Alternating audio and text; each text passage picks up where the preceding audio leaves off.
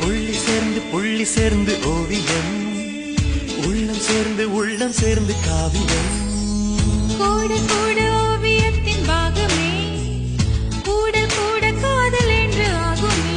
ஒரு வானம் வரைய நீல வண்ணம், நம் காதல் வரைய என்ன வண்ணம்?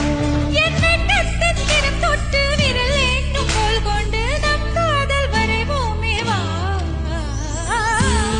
வாசம் புறப்படும் பெண்ணே, நான் பூவரைநாள்.